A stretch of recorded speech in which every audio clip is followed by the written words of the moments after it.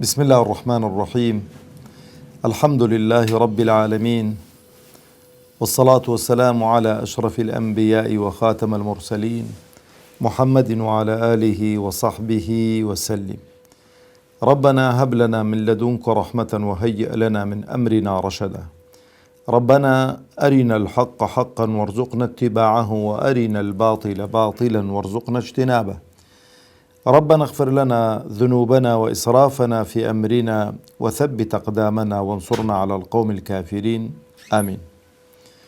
بنراني برزو خوشويست مسلماناني عزيز خوش حالم كلا برنامجتان برنامج بهاكان بخدمتان دقموا خوازيارم خواي پروردگار تبارك وتعالى هرچی بهاي برزو برزو بهاي باشا تيمان دابيني تدي و ببینە کانگای بەها چاکەکان ئینشاء الله تعالى. خۆشەویستانم، خوازیارم کە خوای پەروەردگار ئەو بەرنامەش بخاتە تەرازووی چاکەکانمان و تەرازووی چاکەکانمانی پێ قورسکا بە حەول و قووەتی خۆی.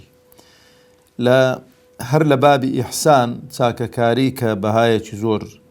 بەرز و بەڕێز و بەهایەکە کە خوای پەروەردگار تەبارەک و تەعالە ئەمری پێ کردووە، لە خاڵێکی دیکە چاکەکاری لە معاملە و تیجارەتدا کە بابێکی زۆر فراوانە و بابێکی زۆر گرینگە. ئەمڕۆ ئەتوانم بڵێم گەورەترین کێشەی کۆمەڵایەتی ئەلەو بوارەیدایە. گەورەترین کێشە کۆمەڵایەتیەکان کە دروست دەبن لە زەلام کوشتن، لە بریندارکردن، لە دوژمنایەتی دوو خانەوادەیان دوو عەشرەت یان قۆڵبڕین، هەمووی ئەلەو بابەدایە، لەو بوارەدا، لە بواری معاملە و تیجارەتکردندا. خۆشەویستان، پێشەوەی کە بچمە ناو بابەتەکە، طبعاً ئینسانی مسلمان، ئینسانی ئیماندار دەبێ پابەند بێ بە ضەوابطی شەرعی.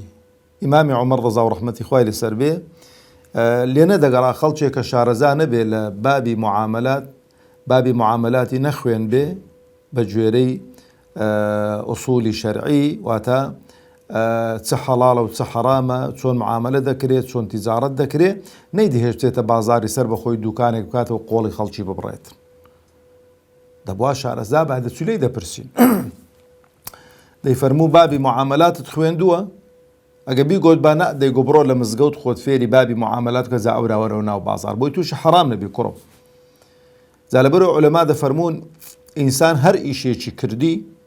دەبێ ئەو بابە ئەو بوارە خۆی لێ شارەزاکە بە گوێرەی شەرع، بۆی کە ئینسان لە حەرام پارێزراو بێ و بە شێوەیەکیش بیکا کە شەرعی بێ بۆی خوا لێی قبول کات. تەماشا کە ئینسان کە باڵغ بوو واجبە لەسەری دەبێ فێری شایەتمانی بێتن، شایەتمانی بێنێتن و مانای شایەتمانی بزانێتن. ئەو جا فێرە نوێژ بێ. ئەگەر ساڵی بەسەردا سوڕاوە داخیلی ڕەمەزان بوو، یەکەم ڕەمەزانی و دەبێ بخوێنێتن، بزانێ داخوا ڕۆژوو چۆن دەگیرێ و چۆن بەتاڵ دەبێتەوە و ئەو شتانە چین کە ڕۆژوو بەتاڵ دەکەنەوە، یانەوەتە دەبنە مایەی کەمکردنەوەی پاداشتی ڕۆژەوان. ئەگەر حەجی کرد پێش بچێتە حەج دەبێ بابی حەج بخوێنێتن، و ئەگەر ویستی بچێتە بازار و معاملە بکە دەبێ بابی معاملات بخوێنێتن، بۆی کە نە زەرەر بە خەڵکی بگەێنێتن، نە خەڵکیش زەرەری پێ بگەێنێتن. ئەمڕۆ دەبینین لەو زولفەی کە تێی کەوتووی، یعنی تا ئێستانەکەوەی کە بینیومانە و بیستومانە لەوانەیە بەدەیان کەس پارەیەکی زۆر زەبەلاحیان کۆ کردوتەوە،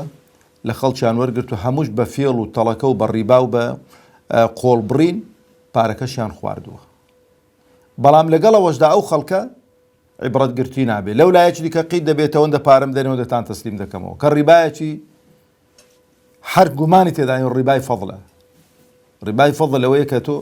پارە و سەرەت و سامان بدەیەکی کە زیاترت داتەوە. سەردەمی جاهیلی هەبوو پێغەمبەری خوا عەلەیهی سەڵاتو وەسەلام نەهی لێ کردووە. لەبەرەوە بابی معاملات خۆشەویستانم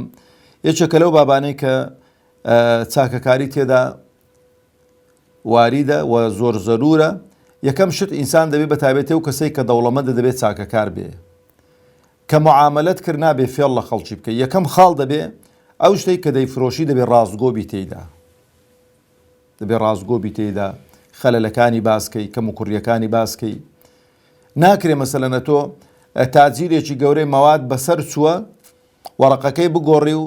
مێژوێکی دیکەی لێ دەی تاریخێکی لێ دەی بڵێ بۆ نمونە 6 مانگ جمات و بیکەی 2 ساڵی دیکەی بۆ درێژکەوە ئەوە غەشە و پێغەمبەری خوا عەلەیهی السەڵاتو وەسەلام فەرمێ من غەشە فەلەیسە منا ئەوەی کە فێڵمان لێ بکە یعنی ئەو کە فێڵ لە موسڵمانان بکە لە موسڵمانان نییە لە موسڵمانان نییە جا مەبەستەکەوەیە کە لەگەڵ یەکەم پۆلی موسڵمانان ناچێتە بەهەشتەوە دەبێ پاک بکرێتەوە عەزاب بدرێ ئەگەر مکەفیڕاتی نەبن ئەگەر نیفاقی نەبێ خوا پەناماندا لەبەرەوەش خوای پەروەردگار تەبارەک و تەعالا کە ئەمر بە ئیحسان دەکات بە موتڵەقی باز دەکات لە هەموو بوار و لە هەموو کایەکانی ژیاندا ئەوجا خاڵێکی دیکە لە مەسەلەی ئیحسان خۆشەویستانم ناکرێ ئینسان فێڵ لە کابرای فرۆشیار بکاتن کابرایکی فرۆشیار دێتە بازار نەشارەزایە ماڵێکی پێ ماڵەکەی گرانبەهایە بە هەرزان فرۆشی دەکاتن چاکەکاری لێرانەوەی کە بەرچاوی ڕوونکێ بڵێ کاکە ئەو ماڵەی تۆ زۆرتر دەکاتن بەس بەخوا زۆر کەم بوو ئەو خەڵکە یعنی چان دەگەیمە ئەو قەناعەتە بڵێم نەماوە ئەو جۆرە خەڵکە لەسەر گۆی زەوی لە سەردەمی زێڕیندا لە سەردەمی پیاوچاکاندا خوای گەورە بەوانمان بشوبهێنێ یا رەب العالەمین کابرا چۆتە بازار ئەسپێکی پێ بۆ بیفرۆشێتن توی بە 100 دینار کابرا وتی کاکەوە 200 دیگاڵتەم پێ مەگوتیەوە 300 چەند قاتی بۆ کرد کاکە ئەو وڵاخەی تۆ زۆر پارەی چاتر دەکاتۆ نەشارەزای ئەمڕۆ شتێک بە بازار سیارەکەت بە بازار بیفرۆشە ئەگەر دەفتەرێک بکا بە 70-80 وەرەقەت لێ دەستێنن هەندی عەیب و عاری لێ دەبینن کە عەیب و عاریش نین بەڵام هەمان سیارە کە بەوت فرۆشتووە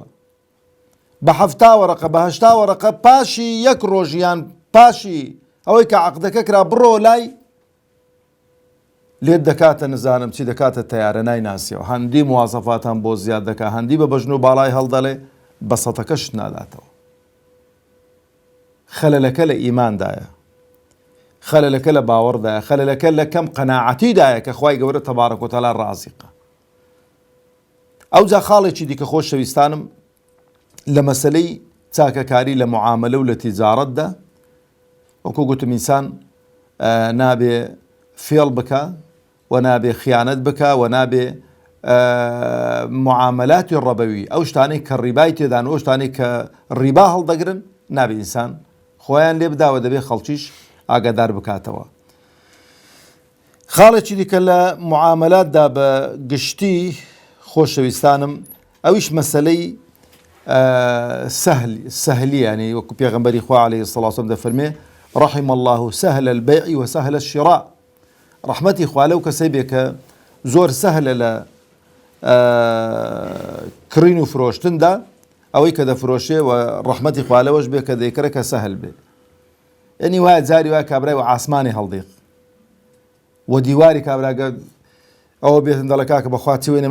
شاخان دەرکەم لە حژمەتی تو لەسەر 1000 دیناری لەسەر مەسەلە ڕوبعی یەک دنیا مناقەشەی دەگەڵ دەکات یان کابرای سوێندە داوارە دەبی سوێنم لە خۆی بە چەندت کڕیوە وڕە کاکە خۆت و ناچی دوکانەکەی لەوێت یەک شتی لێ دەکڕی ئەو شتت با کاکە بە 2000 خێروی 3000 خێربی 4000 خێربی ئەو هەموو توندیەی ناوێتن ڕەحمەتی خوا لەو کەسەی بێ کە سەهل بێگوتی بەوەندێ فەرموو کاک بەڵام بە شەرتێکی ئەو ئیحسانە ئاگاتانەی بەس بۆ شەخصێکی نییە کەمە باسی دەکەین دوکاندارە بەڕێزەکان باچەقووی نەسوون چاکەکاری بۆ هەمانە هەموو دەبێت چاکەکار بێت کەمە باسی دەکەین دەڵێن ڕەحمەتی خوا لەوەی بێ کە سەهلەکە دەیکڕێ مەبەستەوە دەبێت ڕەحمەتی خوا لەو کەسەش بێ سەهلەکە دەیفرۆشێ هەموو دەبی چاکەکار بێت توی بەوەندەیە کە زانیت مەسەلەن بۆ نمونەوە عادەتەن سعرەکان دیارن زۆری پێ نەگوتووی قۆڵی نەبڕیوی پارەکەی بدێ خۆ بۆ قازانجی لێوێ دانیشتووە پێویست ناکات لەگەڵی خورتکەوت ئەو کابرایی کە دوکاندارە خۆ دەبی خێرێکی باوێتە سەر شتومەکەکەی پارەی کارەبای دەدا، پارەی ئاوی دەدا، پارەی دوکانەکەی دەداگەی خۆی نەبێ، ئەو جا پارەی شاگردەکەی دەداگە شاگردی هەبێ، ئەو جا دەبێ شتێکیشی بۆ بمێنێتەوە بۆ خۆ و ماڵ و منداڵی خۆی. بەڵام ئەو ئیحسان و چاکەکاری ئەومان لێ دەخوازێت کە زۆر گرانزانیش نەبین. یعنی بۆ نمونە کابرا دێتن مشتریەکە، ئینسانی عاقڵ، ئینسانی دوکاندار کە عاقڵ بێ مشتری خۆی ئەوە ناکاتن، وەکو بڵێ ناتۆرێنیتن. جاری وا هەیە مەوادەکەی تو لەوانەیە بازاڕیش کا بێ هەرگە بە سعری خۆشی بدەیەوە کەمتریشی دەوێت قازانستە مەی تۆرێنە بانەستێ دوکانێکی دیکە یانەوتە ڕووخۆش بە لەگە خەڵکی کە هات سعرێکی پێدای لی تووڕە مەبە، چکەی وایە ئەوەندە ڕووگرژە کە سعرێکی دەدەیە قازانجیشتی، بەڵام قازانجەکەی زۆری لێت تووڕە دەبێت. نۆڵە کاکە بەخوا ئەگە 250 خێروێت چکە تو دەشتان بفرۆشی دە 250 زۆر دەکا بۆ تو لە یەک مەوادی. ئەدا مەوادەکانی دیکە ئەوجا ئەو ئیحسانە لە هەموو شتێکی، ئەو جا شتێکی دیکە لەبارەی ئیحسان بەڕاستی ئەوش مەسەلەی قەرز و قەرزدانەوەیە، هەر لە بابی معاملاتەوە. خۆشەویستانم، مامۆستایەکی بەڕق قسەیەکی جوانی نووسی بوو لەو ڕۆژانە، دەڵێ ئەگە دەگەڵا بدەیە کەسێکی بە قەرز دەبێ 11 گەڵایان بکەیە خێر تا دەگەڵاکە دەستەکەوێتەوە. پارەت داوەتێ بە قەرز، مەوعیدت بۆ دیار کردووە، لە مەوعیدەکەی و هیچ ناهێنیتەوە، وەڵامی تەلەفۆنیش ناداتەوە، وات لێ دەکا کە تەمبێبی پارەت هەیە کەسێک کە داوای قەرزی کرد بڵێ کاکە نیتم یان نادەمێ. جاری وا کاورە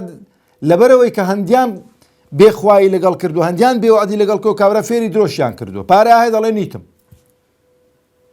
بۆ چکە ئینسان پێی ناخۆشە ڕووشێنی کە باش بڵێ کاکە بەخوا هیتم بەڵام هەندیانەوە کردوم نادەمێ کاکە. ئەدی چیاڵێ منۆچی دەردەزێت کوڕم دەزانم لەوی خەراتر دەردەزێت توش. هیچت لێ بکەم خۆ ناتکوژم لەسەر ملیۆنێک و 2 ملیۆن و 3 ملیۆنان. لەبەرەوە پێغەمبەری خوا عەلەیهی سەڵات وسەلام ئامۆژگاریمان دەکا پێغەمبەر عەلەیهی سەڵات وسەلام کە ئینسانی موسڵمان دەبێ متەساهیل بێ هەم لە قەرزدان هەم لە قەرزدانەوە. لە قەرزدانەکە ئینسان دەبێ متەساهیل بێ، وەکو پێغەمبەر عەلەیهی سەڵات وسەلام دەفەرمێ من ئەقرض دینارا إلى أجل، ئەوەی دینارێک بە قەرز بدا لە بۆ کاتێکی دیاری کراو، فله بكل يوم صدقة إلى أجله، فله بكل يوم صدقة إلى أجله، وهمو ڕۆژێک وایە کە دینارێکی کردبێتە خێر هەتا ئەو کاتێک کاتی دێتەوە، یعنی قەرزدان ئەوەندە خێرێکی گەورەیە. فإذا حل الأجل فأنظره بعده، ئەگە کاتەکەی هات کابران نەیبوو مەجالی دایێ بۆی درێژ کردەوە، بەڵام نەک کابرا بڵێ ئێستا زانی چۆنە قەرزدانی ئێستا ملیۆنێکت دەداتێ بە قەرز بۆ مانگێکی، مانگەکە ملیۆنەکەت پێ نەدراوە، تەلەفۆنت بۆ دەکات دەڵێ کاکەوە بۆ 1,500,000 لە شێت هیناوە. هۆ ڕیبای هەر شک و گومانی تێدانی ئەو ڕیبایە، پێت نەدراوە بۆت دەکاتە 2 ملیۆن. هەر زۆر ئێستا زۆر بۆ لە ناو وڵاتی بە بەداخەوە کە لەوانەیە لێشی بپرسی خۆی بە موسڵمان بزانێ وچێتە سەفی یەکەمیش کە ڕیبایەکێکە لە گوناه هەرە گەورەکان. وەڕیبا هیچ گوناهێکی گەورە خوای پەروەردگار تەبارەک وتەعالا ئیعلانی حەربی لەسەر نەکردووە، فەئین لەم تەنتەهوا فەئذەنوا بحەرب من الله وەڕەسووله، ئەگەر واز نەینن ئەوە ئیعلانی حەربی خوا و پێغەمبەری خواتان لەسەر دەکرێت. ئەو جا کابرا کە وا چاکە ئەو کەسەی کە دەوڵەمەندە، پیاوێکی دەوڵەمەند هەبوو، زۆر خانەدان بوو، پارە و سەرۆت و سامانێکی زۆری هەبوو، دەفتەرێکی کرد بۆ هەرچی فەقیردات قەرزی لێ دەکرد، هەرچی فەقیردات قەرزی لێ دەکرد. دەڵێ کاتیبەکەی تێگەیان بۆتی کوڕم هیچ کەس ڕووشچێن مەکە، زۆری لە هیچ کەسێک مەکە، ئەوەی قەرزەکەی هێناوە لە کاتی خۆی ڕەشیکەوە، ئەوەی کە گوتی مۆڵەتم بۆ درێژکەوە مۆڵەتی بۆ درێژکە، ئەوەی گوتی نیتم گوتی هەر ڕەشیکەوە، بەشقم خوای گەورە لە ڕۆژی قیامەتدا گوناه و تاوانەکانمان ڕەشکاتەوە. ئینسان ئەگەر وا بێ برام بەڵام ناشکرێت کە مەسەر بۆ نمونە دەوڵەمەندێکمان وابینیەوە ئیستیغلالی کەین لە بۆ ئاگاتان لە یەک شت بێتن لە یەک شت بێتن پێغەمبەر فەرمی عەلەیهی سەڵات وەسەلام مەطڵ الغەنیی ظولم ئەو کەسەی کە دەوڵەمەندە پارە ناداتەوە زوڵم و ستەمە دەکات لە زیاتی پارەی بەخێر بۆ بنووسرێت قەرزەکە لە زیاتی بە سەدەقەی بۆ بنووسرێت زوڵم و ستەمی بۆ دەنووسرێتن خوای گەورە محاسەبەی دەکاتن پارەت هەیە مەچوو لەولا سەرفەکەی بیدەوە قەرزەکەی کاچی خۆ ئیوایە پارەی خەڵکی بەقەر وەکو غەنیمە تەماشە دەکات وەکو بڵێ کەئەنەما برابەشە خوای گەورە تەبارەک و تەعالە بەشێوی لۆوی ناردوو کاکە بەشیوی ئەوە خوای گەورە زوڵم لە کەس ناکات خوای گەورە ئەوەندەی شایستەی تو بینەوە ئەوەندەی پێداوی بێ حکمت نییە توی فەقیر کردووە ئەوی دەوڵەمەند کردووە ئەو جا کاتێک کە ئینسان بۆی درێژ کردەوە دەفەرمێ مودەکەی بۆ درێژ کردەوە فله بكل يوم مثل ذلك الدين صدقة يعني چۆن کابرا مثلا يعني ئەوەی پێشی بۆی بە سەدەقە دەنووسرێتن هەتا پارەکەی دەدات و یعنێگە ملیۆنێکی دا بە حساب کە ملیۆنێکی کردوتە خێر ملیۆنێکی کردوتە خێر بیدایەتی بەڵام دوایە کەم کات هات گۆتی نیتم دەفەرمێگەت چەندی بۆ درێژ دەکاتەوە ڕۆژەکان دەڵێ هەموو ڕۆژێک بەقەدەر ئەوەی وایە هەندە پارەی کردبێتە خێر و سەدەقە بەس لێرانە یەک شتی جوان هەیە کە پێغەمبەری خوا عەلەیهی سەڵات وسەلام هاوڵان ڕەحمەتی خوایان لێبێ پێمان دەفەرمون پێغەمبەر دەفەرمێ خەیڕوکم ئەحسەنوکم قەضاء باشترین کەسانی ئێوە ئەوانن کە قەرزەکان لە کاتی خۆی دەدەنەوە بە جوانی قەرزەکان دەدەنەوە بە جوانی قەرزەکەدانەوە چییە؟ پێشەوەی کە قەرزەکەم مودەکەی بێتەوە پارەکەی بۆ حازرکە نەک خەمت نەبێتن ئەو کەسەی کە قەرز دەکاتن دەبێت لەو لەحزەی کە قەرز دەکات دەبێ حیسابی مۆڵەتی دانەوەکەی بکات و لێ ئێستا لە حیسابی بۆ بکە کابرا قەرزی دەکاتن لە فکرە خۆی دەباتەوە قەرزی کردووە کوکەئەنەما پەرژینێکی قایم بێ کاوجوێ ڕووکرا بێ کاورا تێر دەخوا عیلاقەی لێ نێجا فکری لێ ناکاتەوە ئەو ڕۆژەی کە قەرز دەکەی بزانی داخۆ چەندی قەرز دەکەی و بزانە پلانیشت چۆنە بۆ ئەو قەرزدانەوەی ئەو پارەی کە دێتە دەستت بەشێکی دانێ لە بۆ قەرزی ڕۆژانە پێشەوەی کە مۆڵەتەکەی بێتەوە بڕۆ لای ئەتوو ئینتیزاری مەکە و بێ لە دەرکەت داتر باشە بۆ هەندەی قالب سووک بووی تەلەفۆن لەسەر تەلەفۆنت بۆ دەکرد چەند جار چووی لەبەر دەرکەی ڕاوەستاوی تاوەکو بیبینی و داوای قەرزی لێ بکەی یەکە قەرزدانەوەش ئاوا قالب سووک بە کە کاتی خۆی هات پێش کاتی بێ تەلەفۆنی بۆ بکە فڵان کەس ئەمن فڵان کەسم کاکە یاڕەبی دەست و چاوت خۆش بێ وەڵا زۆر سوپاست دەکەم ئەوە کاتەکەی هاتووە پارەکەم پێ بۆت بین مۆ چێن دەرێ دەڵێ کابرایەک میوانی کابرایەکی دەبێت لەو بادیەی عەرەب و ئەوانە کابرا شێخێکی زۆر ناودار و خانەدان و ئەوانە دەبێت زۆر خزمەتی دەکات و سێ ڕۆژان ئەسپێکی زۆر جوانی دەبێت کابرا ئەویش کابرای کە میوانە دەڵێ من کاتی خۆی خانەدان بووم و فەقیر بووم و زۆر حەزم لە ئەسپ سواری و ئەسپی باشمە بوو نەگەی ئیجازە بێ سواری ئەسپەکەت دەموڕک